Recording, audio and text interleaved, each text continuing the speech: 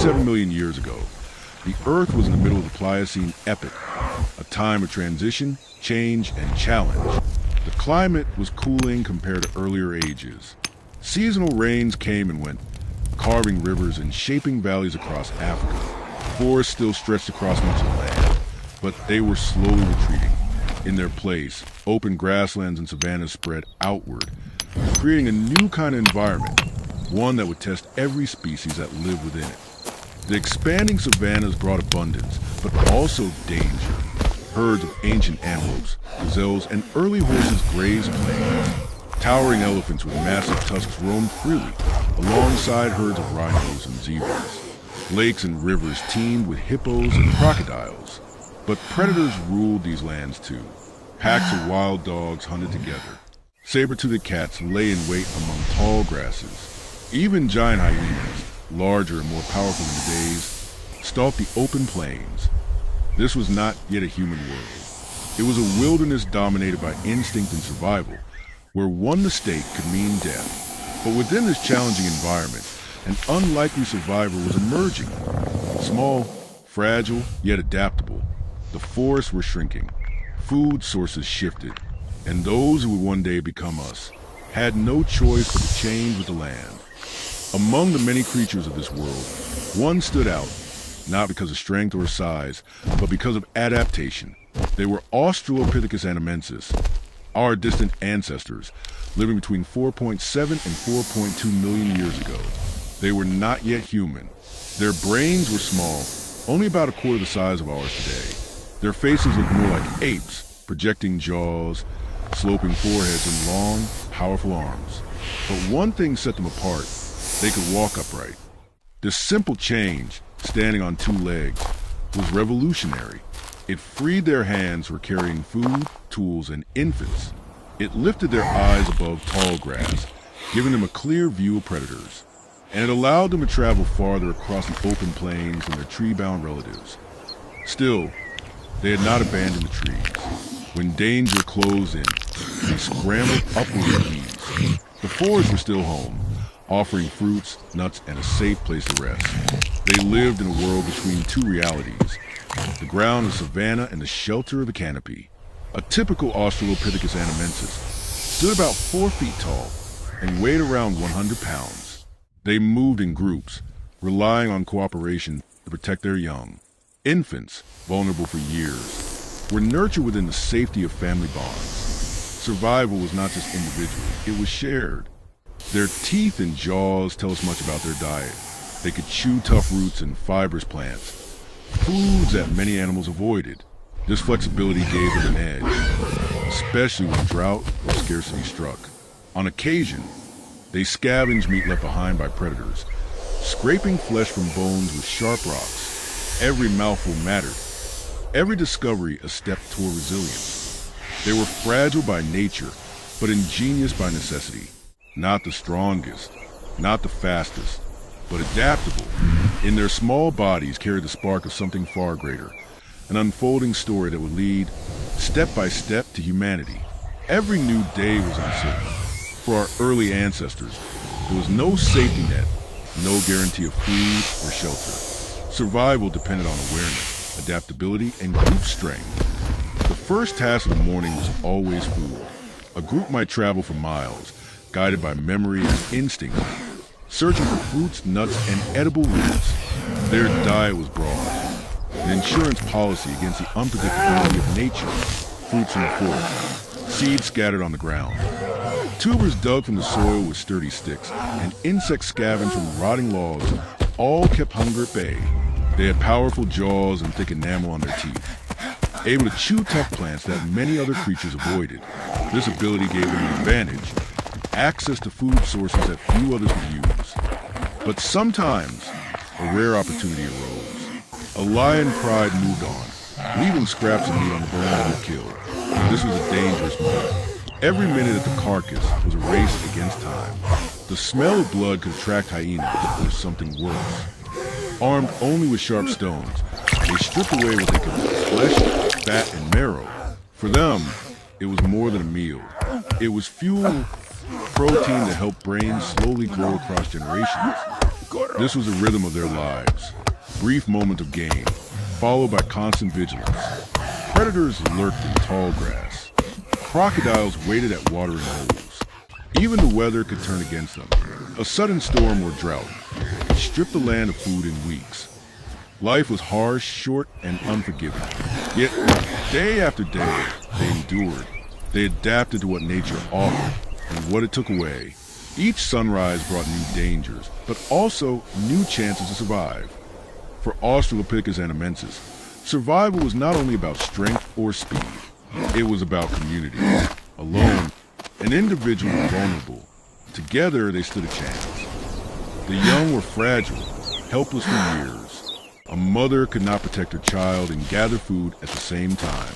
So survival required cooperation. Sisters, brothers, even elders who could no longer climb or forage, all played a role in protecting and raising the young. This cooperation was the beginning of something profoundly human, shared responsibility. They likely communicated through a mixture of calls, facial expressions, and body language. A raised hand to warn of danger, a sharp cry to rally the group, a comforting gesture to calm a frightened child. It was not yet language as we know it, but it was a foundation connection, the first sparks of communication that, millions of years later, would become words, stories, and culture. Grooming was more than hygiene, it was trust. It bonded individuals together, built alliances, and reduced conflict. In a dangerous world, trust was as valuable as food. When danger came, they moved as one. The strongest protected the weak. The vigilant warned the distracted. In unity lay their greatest defense. Without one another, they would not have survived the Pliocene world. But together, they planted the seeds of society, the very roots of cooperation that still define humanity today. In the harsh world of 4.7 million years ago, survival meant creativity. Australopithecus anamensis was not yet a toolmaker in the way later humans would be. They did not chip stone into precise shapes nor craft weapons, but they were observers and experimenters. They discovered that a stick could dig into ground, pulling out edible tubers, that a stone could crack the hard shells of nuts, that sharp edges, formed by chance when rocks split, could slice meat from bones left behind by predators. These were not inventions, but discoveries. Nature provided the tools. They learned how to use them. Each discovery carried risk. A sharp rock could open a carcass, but also drew the attention of predators. A digging stick unearthed food, but it also left them exposed in the open. Using these objects demanded awareness, timing, and courage. And yet, these simple acts, picking up a stone, stripping a bone, digging with a branch, were the first sparks of human ingenuity. They were the first whispers of a future in which tools would shape civilization. From these humble beginnings came a journey stretching millions of years. What began as a stick and a stone would one day become cities, machines, and technology that touches the stars. The tools of survival were not just objects. They were stepping stones on the long road to humanity. Life for Australopithecus anamensis was never secure. Survival was a fragile balance, threatened by predators, weather, and the simple wear of time. Injury often meant death. A twisted ankle, a broken limb. Even a deep cut could leave an individual unable to climb, forage, or escape. In a world where predators watched constantly, the weak were easy prey. Disease, too, was a silent enemy. Without medicine, even small infections could spread quickly. A single illness could threaten the survival of a family group. Few lived beyond 30 years. Night brought its own terrors. With no fire to keep danger away, they relied only on numbers, silence, and the height of trees to see them through until morning. Every sound in the darkness was a reminder of their fragility. Drought could strip the land of food for months. Storms could flood rivers and wash away familiar feeding grounds. Change was constant and unforgiving. For many, survival was measured not in years, but in days. And yet they endured, generation after generation. Against impossible odds, they adapted. Their persistence, simply surviving one day at a time, was itself an achievement. It was endurance, not strength, that became their greatest weapon. Though their lives were short, their footsteps still remain. Fossilized trails, pressed into ancient ash, remind us that for a million years ago, beings not yet human walked upright across these lands. They did not know it, but each step carried the weight of the future. From Australopithecus anamensis came descendants like Australopithecus afarensis, known from the famous fossil Lucy. Their bodies grew better suited for upright walking, their movements more efficient. Later came Homo habilis, the handy man, the first to truly shape stone into tools. Each generation added something new. Sharper tools, stronger cooperation, larger brains. From one small adaptation to the next, our ancestors grew more skilled, more intelligent, more capable of surviving whatever they demanded.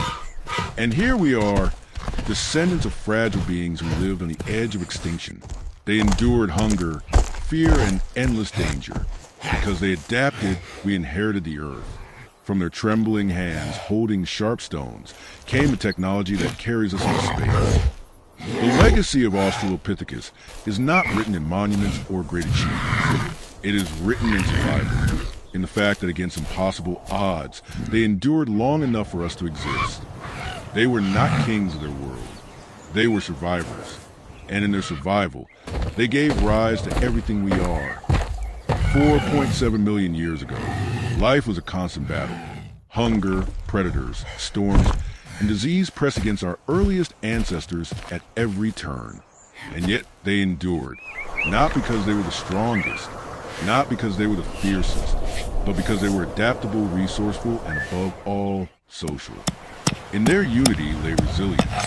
In their small discoveries, sticks, stones, and shared food lay the seeds of technology, and in their footsteps, pressed into ancient soil, lay the very first chapter of the human story.